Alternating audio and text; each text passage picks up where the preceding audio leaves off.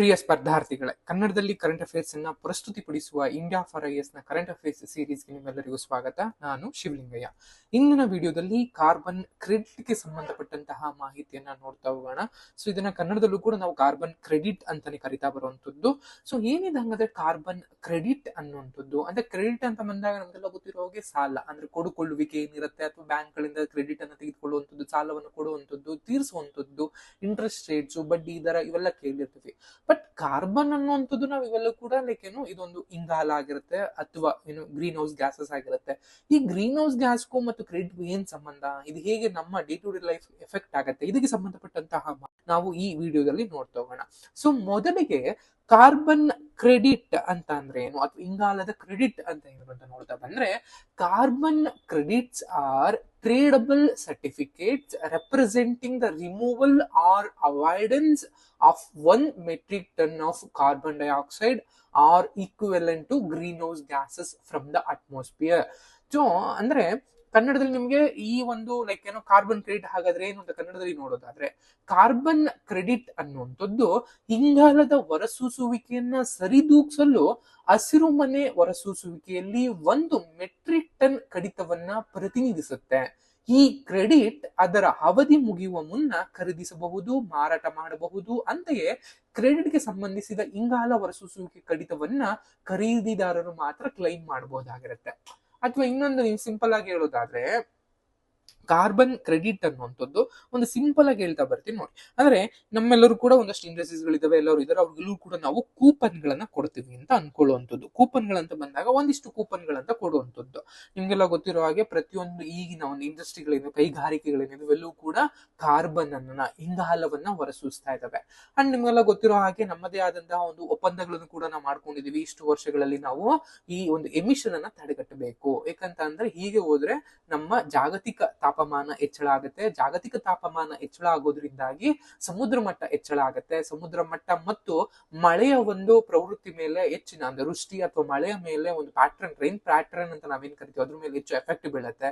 ಇದರಿಂದಾಗಿ ಹೆಚ್ಚು ಬರಗಳಾಗಿರ್ಬಹುದು, ಪ್ರವಾಹಗಳಾಗಿರ್ಬಹುದು, ಹಿಮಗಡ್ಡೆಗಳ ಕರಗುವಿಕೆ ಆಗಿರ್ಬಹುದು, ಸಮುದ್ರಗಳ ಏರಿಕೆ ಆಗಿರ್ಬಹುದು, ಕಾಡ್ಗಿಚ್ಚು ಆಗಿರ್ಬಹುದು, ಇವೆಲ್ಲ ಹೆಚ್ಚಳ ಆಗುತ್ತೆ. ಇದರಿಂದ ಭೂಮಿಗೆ ಮತ್ತು ಭೂಮಿ ಮೇಲೆ ವಾಸಿಸುವಂತಹ ಮನುಷ್ಯರು ಮತ್ತು ಪ್ರಾಣಿ ಪಕ್ಷಿಗಳ ಒಂದು ಜೀವ ವೈದ್ಯ ಸಂಕುಲಕ್ಕೆ ಹೆಚ್ಚಿನ ಒಂದು ನಷ್ಟವನ್ನ ಆಗುತ್ತೆ. ಸೊ ಇದನ್ನ ತಡೆಗಟ್ಟೋದಕ್ಕೋಸ್ಕರನೇ ನಾವು ಕಾರ್ಬನ್ ಎಮಿಷನ್ ಅನ್ನು ತಡೆಗಟ್ಟೋದಕ್ಕೆ ಒಂದಷ್ಟು ಒಪ್ಪಂದಗಳನ್ನ ಇಟ್ಕೊಂಡಿದ್ವಿ. ಆ ಒಪ್ಪಂದಗಳ ಅಡಿನಲ್ಲಿ ಪ್ರತಿಯೊಂದು ಇಂಡಸ್ಟ್ರಿಗಳಿಗೂ ನಾವು ಇಂತಿಷ್ಟು ಅಂತ ನಾವು ಒಂದಷ್ಟು ಕೂಪನ್ ಗಳನ್ನ ಕೊಡುವಂಥದ್ದು. ಅಂದ್ರೆ ಕೂಪನ್ ಅಂತ ಬಂದಾಗ ನೀವು ಎಷ್ಟು ಮಟ್ಟಿಗೆ ಕಾರ್ಬನ್ ಅನ್ನ ಒಂದು ಪರಿಸರ ವ್ಯವಸ್ಥೆಗೆ ಅಥವಾ ಅಟ್ಮಾಸ್ಫಿಯರ್ ಗೆ ರಿಲೀಸ್ ಮಾಡಬಹುದು ಅನ್ನುವಂತ ಕ್ಯಾಪ್ ಅಂತ ಕರಿತೀವಿ. ಅದಕ್ಕೆ ಅಂದ್ರೆ ಇಷ್ಟು ಪ್ರಮಾಣದಲ್ಲಿ, ಫಾರ್ ಎಕ್ಸಾಂಪಲ್ ಎ ಅನ್ನುವಂತಹ ಇಂಡಸ್ಟ್ರಿ ಇರುತ್ತೆ, ಬಿ ಅನ್ನುವಂತಹ ಇಂಡಸ್ಟ್ರಿ ಇರುತ್ತೆ, ಅಂಡ್ ಸಿ ಅನ್ನುವಂತಹ ಇಂಡಸ್ಟ್ರಿಗಳು ಕೂಡ ಇರ್ತಾ ಬರ್ತವೆ ಅಂತ ಕರಿತಾ ಬನ್ನಿ. ಅಂದ್ರೆ ಎ, ಬಿ ಅಂಡ್ ಸಿ ಅನ್ನುವಂತಹ 3 ಇಂಡಸ್ಟ್ರಿಗಳು ನಮ್ಮಲ್ಲಿ ಇರ್ತವೆ ಅಂತ ನೀವೆಲ್ಲರೂ ಅನ್ಕೊಳ್ಳುವಂಥದ್ದು. ಎ ಕಂಪ್ನಿಗೆ ನಾವು 100 ಮೆಟ್ರಿಕ್ ಟನ್ಗಳಷ್ಟು ಅಥವಾ 100 ಟನ್ಗಳಷ್ಟು ನಾವು ಈ ಒಂದು ಎಮಿಷನ್ ನ ಮಾಡೋದಕ್ಕೆ ಪರ್ಮಿಷನ್ ಅನ್ನ ಕೊಟ್ಟಿರ್ತೀವಿ ಅನ್ನುವಂಥದ್ದು.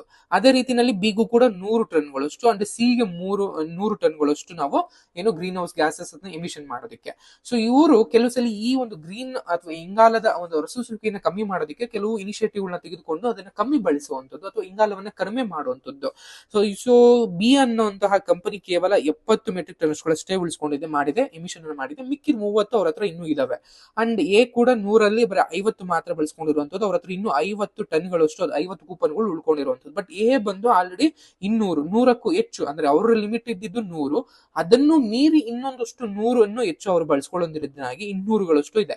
ಸೊ ಈಗ ಇವ್ರು ಏನ್ ಮಾಡ್ತಾರೆ, ಇವ್ರ ಹತ್ರ 200 ಆಲ್ರೆಡಿ ಈಗ 100 ಕೂಪನ್ಸ್ ಬೇಕಾಗಿರುತ್ತೆ. ಸೊ ಅದರಿಂದಾಗಿ ಇವ್ರ ಹತ್ರ ಉಳಿದಿರುವಂತಹ 30 ಕೂಪನ್ಸ್, ಅಂದ್ರೆ ಬಿ ಹತ್ರ ಇರುವಂತಹ 30 ಕೂಪನ್ಸ್ ಮತ್ತು ಸಿ ಹತ್ರ ಇರುವಂತಹ 30 ಅಥವಾ 50 ಕೂಪನ್ಸ್, ಇವುಗಳನ್ನ ನಾವು ಈಸ್ಕೊಳ್ಳುವಂಥದ್ದು, ಅಂದ್ರೆ ದುಡ್ಡಿಗೆ ಕೊಂಡುಕೊಳ್ಳುವಂಥದ್ದು.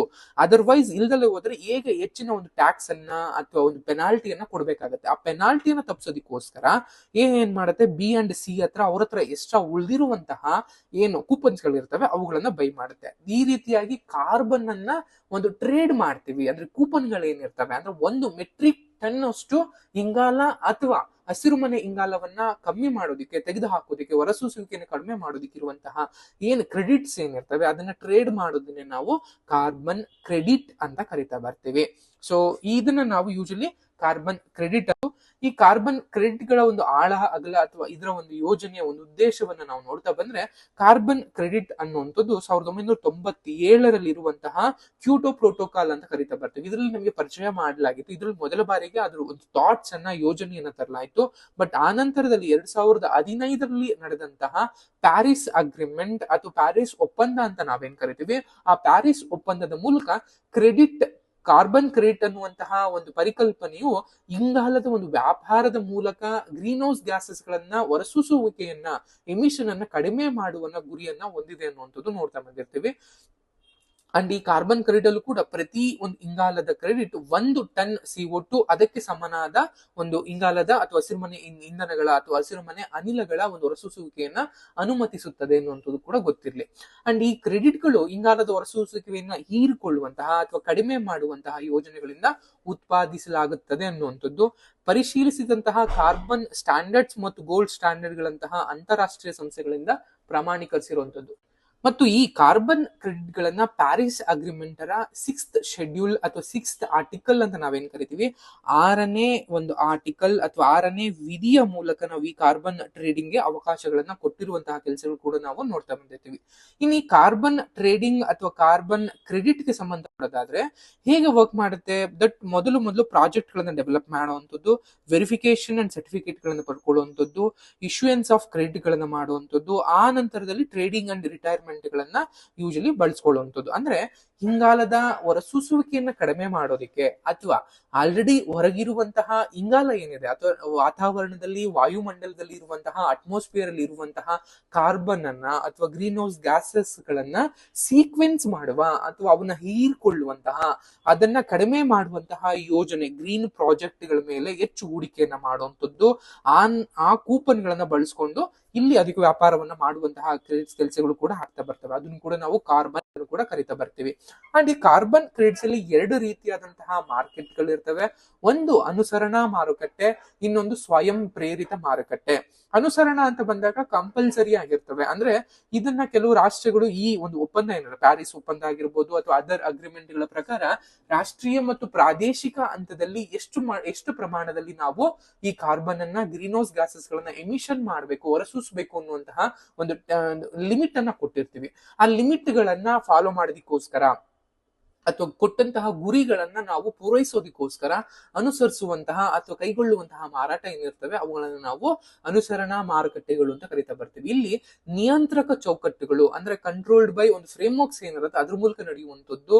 ಅನುಸರಣೆ ಏನಾದ್ರೂ ಮಾಡ್ಲಿಲ್ಲ ಅಂತ ಅಂದ್ರೆ ಅದಕ್ಕೆ ದಂಡವನ್ನು ವಿಧಿಸುವಂತಹ ಕೆಲಸವನ್ನು ಕೂಡ ಆಗ್ತಾ ಬರುತ್ತೆ. ಇದರಲ್ಲಿ ಮುಖ್ಯವಾಗಿ ಈ ಮಾರುಕಟ್ಟೆನಲ್ಲಿ ಗವರ್ನಮೆಂಟ್ ಗಳಾಗಿರ್ಬಹುದು ಅಥವಾ ಕೈಗಾರಿಕೆಗಳಾಗಿರ್ಬಹುದು, ಇಂಡಸ್ಟ್ರೀಸ್ ಗಳಾಗಿರ್ಬಹುದು, ಬಿಸ್ನೆಸ್ ಹೌಸ್ ಗಳಾಗಿರ್ಬಹುದು, ಇವೆಲ್ಲವೂ ಕೂಡ ಇಲ್ಲಿ ಒಂದು ನಿಗದಿಪಡಿಸಿದ ಹೊರಸೂಸುವಿಕೆ ಮಿತಿಯನ್ನು ಪೂರೈಸಲೇಬೇಕಾಗಿರುತ್ತೆ ಅನುಸರಣಾ ಮಾರುಕಟ್ಟೆ. ಇನ್ನೊಂದು ಸ್ವಯಂ ಪ್ರೇರಿತ ಅಥವಾ ಏನು ಸೆಲ್ಫ್ ಆಗಿ ಮಾಡುವಂತಹ ಮಾರುಕಟ್ಟೆಗಳು. ಇಲ್ಲಿ ಯಾವುದೇ ಔಪಚಾರಿಕವಾದಂತಹ ಫಾರ್ಮಲ್ ಅಬ್ಲಿಗೇಷನ್ಸ್ ಅಂತ ಕರಿತೀವಿ ಅಥವಾ ಔಪಚಾರಿಕ ಬಾಧ್ಯತೆ ಅಂತಾನು ಕೂಡ ಕರಿತಾ ಬರ್ತೀವಿ. ಯಾವುದೇ ಔಪಚಾರಿಕ ಬಾಧ್ಯತೆ ಇಲ್ದಲೇನೆ ಕಂಪನಿಗಳು ಅಥವಾ ನಗರಗಳು ಅಥವಾ ಅವು ಯಾರು ಇದರಲ್ಲಿ ಇಂಪಾರ್ಟೆಂಟ್ ಆಗಿ ಭಾಗವಹಿಸಿದ್ರು ಕೂಡ ಹೊರಸೂಸುವಿಕೆಯನ್ನ ಸರಿತೂಗಿಸೋದಿಕ್ಕೆ, ಹವಾಮಾನದ ಒಂದು ತಟಸ್ಥತೆಯನ್ನ ಮಾಡೋದಿಕ್ಕೆ ಮತ್ತು ನಿವ್ವಳ ಶೂನ್ಯ ಹೊರಸೂಸುವಿಕೆಯನ್ನು ಸಾಧಿಸುವಂತಹ ಒಂದು ಸುಸ್ಥಿರತೆಯ ಒಂದು ಗುರಿಯನ್ನು ಪೂರೈಸೋದಿಕ್ಕೆ ಸ್ವಯಂ ಪ್ರೇರಣೆಯಿಂದ ಇಂಗಾಲದ ಒಂದು ಅಂದ್ರೆ ಕಾರ್ಬನ್ ಕ್ರೆಡಿಟ್ ಗಳ ಒಂದು ವ್ಯಾಪಾರದಲ್ಲಿ ತೊಡಗುವಂತಹ ಇದೇನಿರ್ತವೆ ಅವುಗಳನ್ನು ನಾವು ಸ್ವಯಂ ಪ್ರೇರಿತ ಮಾರುಕಟ್ಟೆಗಳು ಅಂತ ಕೂಡ ಕರಿತಾ ಬರ್ತೀವಿ.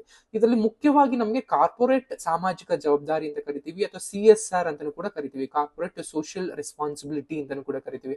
ಈ ಒಂದು CSR ನ ಉಪಕ್ರಮಗಳ ಭಾಗವಾಗಿ ಪರಿಸರದ ಮೇಲಿರುವಂತಹ ಜವಾಬ್ದಾರಿಗಳನ್ನ ಪ್ರದರ್ಶಿಸುವ ಮೂಲಕ ಒಂದು ಮಾರುಕಟ್ಟೆ ಪ್ರಯೋಜನವನ್ನ ಪಡೆಯುವಂತಹ ಕೆಲಸವನ್ನು ಕೂಡ ಇವು ಬರ್ತವೆ ಅನ್ನುವಂಥದ್ದು ಕೂಡ ಆಗ್ಬಹುದು. ಇನ್ನು ಕಾರ್ಬನ್ ಕ್ರೆಡಿಟ್ ಗಳ ಮಹತ್ವವೇನು, ಇದರ ಇಂಪಾರ್ಟೆನ್ಸ್ ಏನು ಅಂತ ನೋಡಿದಾಗ ಮುಖ್ಯವಾಗಿ ಪರಿಣಾಮಕಾರಿಯಾಗಿ ವ್ಯಾಪಾರ ಮಾಡೋದಕ್ಕೆ ಸಹಾಯ ಆಗಿರ್ಬೋದು ಮತ್ತು ಇಂಧನ ಪರಿವರ್ತನೆ ಅಂತ ಕರಿತೀವಿ. ಅಂದ್ರೆ ಏನು ನಾವು ಹಿಂದಿನ ಕಾಲದಲ್ಲಿ ಬಳಸುವಂತಹ ಪಳವಳಿಕೆ ಇಂಧನಗಳು ಅಂತ ಕರಿತೀವಿ, ಫಾಸಿಲ್ ಫ್ಯೂಯಲ್ಸ್ ಅಂತ ಕರಿತಾ ಬರ್ತೀವಿ. ಅಂದ್ರೆ ಪೆಟ್ರೋಲಿಯಂ ಪ್ರಾಡಕ್ಟ್ಸ್ ಗಳು, ಕಲ್ಲಿದ್ದಲುಗಳು ಇವುಗಳನ್ನ ನಾವು ಹೆಚ್ಚು ಬಳಸೋದ್ರಿಂದ ಅಂದ್ರೆ ಎಕಾನಮಿ ಬೆಳಿಬೇಕು ಅಥವಾ ಎಕಾನಮಿ ಒಂದು ಸಾಗಬೇಕು ಅಂತಂದ್ರೆ ಈ ಒಂದು ಪಳವಳಿಕೆ ಇಂಧನಗಳು ಹೆಚ್ಚು ನಾವು ಬಳಸಬೇಕಾಗತ್ತೆ. ಬಟ್ ಇವುಗಳಿಂದ ಬರುವಂತಹ ಹೊರಸೂಸುವಂತಹ ಇಂಗಾಲ ಆಗಿರ್ಬೋದು, ಹಸಿರುಮನೆ ಅನಿಲಗಳಾಗಿರ್ಬೋದು, ಇವರಿಂದ ನಾವು ವಾತಾವರಣಕ್ಕೆ, ವಾಯುಮಂಡಲಕ್ಕೆ ಹೆಚ್ಚಿನ ಒಂದು ಅಪಾಯವನ್ನ ತರ್ತಾ ಇದೀವಿ. ಸೊ ಅದರಿಂದಾಗಿ ಅದನ್ನ ನಿಲ್ಸೋದ್ರ ಮೂಲಕ ಹೆಚ್ಚು ನವೀಕರಿಸಬಹುದಾದ ಇಂಧನ ಅಂತ ಕರಿತೀವಿ, ಅಂದ್ರೆ ರಿನ್ಯೂವಬಲ್ ಎನರ್ಜಿ ಎನರ್ಜೀಸ್ ಅಥವಾ ರಿನ್ಯೂಬಲ್ ಎನರ್ಜಿ ಸೋರ್ಸಸ್ ಅಂತ ನಾವೇನ್ ಕರಿತೀವಿ, ಅವುಗಳ ಮೂಲಕ ಹೆಚ್ಚು ನಾವು ಬಳಸೋದ್ರಿಂದಾಗಿ ಈ ಕಾರ್ಬನ್ ಡೈಆಕ್ಸೈಡ್ ಅಥವಾ ಗ್ರೀನ್ ಹೌಸ್ ಗ್ಯಾಸಸ್ ಎಮಿಷನ್ಸ್ ನ ಕಮ್ಮಿ ಮಾಡುವಂತದ್ದು. ಅದರ ಒಂದು ಅಂಗವಾಗಿ ನಿಮಗೆಲ್ಲ ಗೊತ್ತಿರೋ ಹಾಗೆ ಇವಿ ವೆಹಿಕಲ್ ಗಳಾಗಿರ್ಬೋದು, ಕಾರ್ ಗಳಾಗಿರ್ಬೋದು, ಇಂಡಸ್ಟ್ರಿಗಳಲ್ಲೂ ಕೂಡ ಸೋಲಾರ್ ಪ್ಯಾನೆಲ್ ಗಳನ್ನ ಹೆಚ್ಚು ಬಳಸುವಂತದ್ದು. ಈ ರೀತಿಯಾಗಿ ಇಂಧನ ಒಂದು ಪರಿವರ್ತನೆಯ ಉದ್ದೇಶವನ್ನು ಕೂಡ ಈ ಕಾರ್ಬನ್ ಕ್ರೆಡಿಟ್ ಒಂದು ಕಾರ್ಬನ್ ಟ್ರೇಡ್ ಗಳ ಒಂದು ಐಡಿಯಾ ಅನ್ನುವಂಥದ್ದು ಹೆಚ್ಚು ಜನ ಮಾಡುತ್ತೆ ಅನ್ನುವಂಥದ್ದು. ಅಭಿವೃದ್ಧಿಶೀಲ ರಾಷ್ಟ್ರಗಳಿಗೆ ಇದು ಹೆಚ್ಚು ಉಪಯೋಗಕಾರಿ ಆಗಿರುತ್ತೆ ಅನ್ನುವಂಥದ್ದು. ಅಭಿವೃದ್ಧಿ ಆಗಿರುವಂತಹ ರಾಷ್ಟ್ರಗಳು ಆಲ್ರೆಡಿ ಹೆಚ್ಚು ಕಾರ್ಬನ್ ಗಳನ್ನ ಅವರು ತೆಗೆದುಕೊಳ್ಬೇಕಾಗಿರುತ್ತೆ. ಅದು ತೆಗೆದುಕೊಳ್ಳೋದಕ್ಕೋಸ್ಕರನೇ ಈ ಅಭಿವೃದ್ಧಿಶೀಲ ರಾಷ್ಟ್ರಗಳಿಂದ ಕಾರ್ಬನ್ ನ ಬೈ ಮಾಡೋದ್ರಿಂದಾಗಿ ಅವರಿಗೆ ಒಂದು ಆದಾಯದ ಒಂದು ಸೋರ್ಸ್ ಗಳಾಗೂ ಕೂಡ ವರ್ಕ್ ಮಾಡ್ತಾ ಬರುತ್ತೆ. ಅಂಡ್ ಡಿಕಾರ್ಬನೈಸೇಷನ್ ಅಂತ ಕರಿತೀವಿ. ಅಂದ್ರೆ ಕಾರ್ಬನ್ ಈಗ ಆಲ್ರೆಡಿ ವಾಯುಮಂಡಲದಲ್ಲಿರುವಂತಹ ಕಾರ್ಬನ್ ಏನಿದೆ, ಇಂಗಾಲವೇನಿದೆ, ಆ ಇಂಗಾಲವನ್ನ ಹೀರಿಕೊಳ್ಳುವಂತಹ ಕೆಲಸವನ್ನು ಕೂಡ ನಾವು ಈ ಒಂದು ಯೋಜನೆ ಮೂಲಕ ಮಾಡುವಂತದ್ದು. ಅಂಡ್ ಎಷ್ಟೋ ರಾಷ್ಟ್ರಗಳಿಗೆ, ಬಡ ರಾಷ್ಟ್ರಗಳಿಗೆ ಅಥವಾ ಗ್ರೀನ್ ನೇಚರ್ ಅನ್ನ, ಸುಸ್ಥಿರತೆಯನ್ನ ಅವಲಂಬಿಸಿಕೊಂಡಿರುವಂತಹ ರಾಷ್ಟ್ರಗಳಿಗೆ ಹೆಚ್ಚು ಸೂಕ್ತವಾದಂತಹ ಅವಕಾಶಗಳನ್ನ ತೆರೆದಿಡುತ್ತೆ ಅನ್ನುವಂತಹ ಕೆಲಸವನ್ನು ಕೊಡ್ತಾ ಬಂದಿರ್ತೀವಿ. ಅಂಡ್ ಈ ಕಾರ್ಬನ್ ಕ್ರೆಡಿಟ್ ಗಳ ಬಗ್ಗೆ ಇರುವಂತಹ ಕನ್ಸರ್ನ್ ಗಳೇನು ಆಗಿದ್ರೆ ಅಂತ ನೋಡ್ತಾ ಬಂದಾಗ, ಮೊದಲಿಗೆ ಹೆಚ್ಚುವರಿಯನ್ನ ಪಾಲಿಸದಲ್ಲೇ ಇರುವಂತದ್ದು. ನಿಮ್ಗೆಲ್ಲ ಗೊತ್ತಿರುವ ಹಾಗೆ ಇತ್ತೀಚೆಗೆ ಎಷ್ಟೋ ರಾಷ್ಟ್ರಗಳಲ್ಲಿ ಹೊರಬರ್ತಾ ಇರುವಂತದ್ದು, ಅಥವಾ ಏನು ನಾವು ಡೆಡ್ ಲೈನ್ ಅನ್ನ ಕೊಟ್ಟಿರ್ತೀವನ್ನ ಬಳಸ್ತಲೇ ಇರುವಂತದ್ದು. ಇನ್ನೊಂದು ಗ್ರೀನ್ ವಾಷಿಂಗ್ ಅಂತಾನು ಕೂಡ ಕರಿತಾ ಬರ್ತಾರೆ. ಗ್ರೀನ್ ವಾಷಿಂಗ್ ಅನ್ನುವಂಥದ್ದು ಕೆಲವು ಕಂಪನಿಗಳು ತಮ್ಮ ಕಾರ್ಯಾಚರಣೆಯಲ್ಲಿ ಗಣನೀಯ ಬದಲಾವಣೆಗಳನ್ನು ಮಾಡದೆ ಕೇವಲ ಪರಿಸರ ಜವಾಬ್ದಾರಿಯುತವಾಗಿ ಕಾಣಿಸಿಕೊಳ್ಳುವ ಒಂದು ಮಾರ್ಗವಾಗಿ ಕಾರ್ಬನ್ ಕ್ರೆಡಿಟ್ ಗಳನ್ನ ಹೇಳ್ಕೊಳ್ತವೆ. ಇದನ್ನ ನಾವು ಗ್ರೀನ್ ವಾಷಿಂಗ್ ಅಂತಾನು ಕೂಡ ಕರಿತಾ ಬರ್ತೀವಿ. ಅಂದ್ರೆ ಅವರ ತಮ್ಮ ಒಂದು ಕಾರ್ಯಾಚರಣೆಯಲ್ಲಿ ಯಾವುದೇ ಬದಲಾವಣೆಗಳನ್ನ ತರದೆ ಕೇವಲ ತೋರಿಕೆಗೆ ಮಾತ್ರ ಕಾರ್ಬನ್ ಟ್ರೇಡಿಂಗ್ ಗಳ ಬಗ್ಗೆ ಮಾತಾಡೋದಾದ್ರೆ ಅವುಗಳನ್ನ ನಾವು ಗ್ರೀನ್ ವಾಷಿಂಗ್ ಅಂತ ಕೂಡ ಕರಿತಾ ಬರ್ತೀವಿ. ಅಂಡ್ ಮಾರುಕಟ್ಟೆನಲ್ಲಿ ಹೆಚ್ಚಿನ ಒಂದು ಟ್ರಾನ್ಸ್ಪರೆನ್ಸಿ ಅಥವಾ ಪಾರದರ್ಶಕತೆಯ ಕೊರತೆ ಇರುವಂತದ್ದು, ಅಸಮಾನ ಅಥವಾ ಅನ್ಈಕ್ವಲ್ ಆಕ್ಸೆಸ್ ಅಂತ ಕರಿತೀವಿ. ಅಂದ್ರೆ ಅಸಮಾನ ಪ್ರವೇಶ ಅನ್ನುವಂಥದ್ದು. ಅಭಿವೃದ್ಧಿಶೀಲ ರಾಷ್ಟ್ರಗಳು ಕಾರ್ಬನ್ ಕ್ರೆಡಿಟ್ ಉತ್ಪಾದನೆಯಲ್ಲಿ ಭಾಗವಹಿಸೋದಕ್ಕೆ ಸಂಪನ್ಮೂಲ ಮತ್ತು ತಂತ್ರಜ್ಞಾನಗಳ ಒಂದು ಆಕ್ಸೆಸ್ ಅಲ್ಲಿ ಅಡೆತಡೆಗಳನ್ನ ಹೊಂದಿರುವಂತದ್ದು. ಅದರಿಂದಾಗಿ ಹೆಚ್ಚು ಲಾಭ ಪಡೆಯುವಂತಹ ಅವರ ಸಾಮರ್ಥ್ಯವನ್ನ ಸೀಮಿತಗೊಳಿಸುವಂತಹ ಅಥವಾ ಕುಂಠಿತಗೊಳಿಸುವಂತಹ ಕೆಲಸಗಳನ್ನ ಆಗ್ತಾ ಬಂದಿದೆ ಅಂತ ಬರಬಹುದು.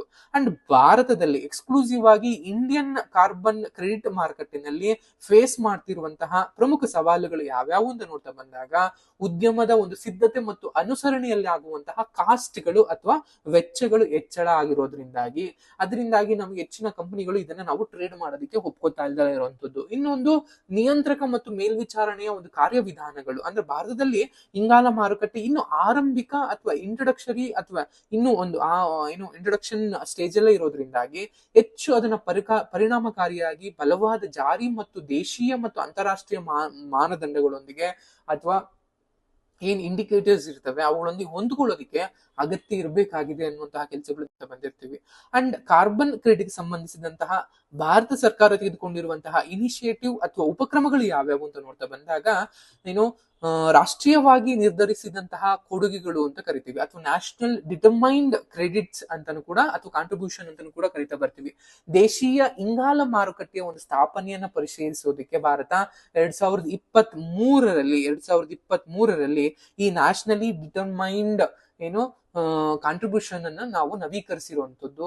ಅದರ ಜೊತೆಗೆ ಇಂಧನ ಸಂರಕ್ಷಣೆ ಕಾಯ್ದೆ 2022 ಕೂಡ ಕಾಯ್ದೆಯನ್ನು ತರಲಾಗಿರೋದು. ಅದ್ರ ಮೂಲಕ ನಾವು ಹೆಚ್ಚಿನ ಒಂದು ಕಾರ್ಬನ್ ಕ್ರೆಡಿಟ್ ವ್ಯಾಪಾರ ಯೋಜನೆಯಾಗಿ ಕಾನೂನು ಚೌಕಟ್ಟನ್ನ, ಒಂದು ಲೀಗಲ್ ಫ್ರೇಮ್ ವರ್ಕ್ ಅನ್ನ ಕೊಟ್ಟಿರುವಂತದ್ದು.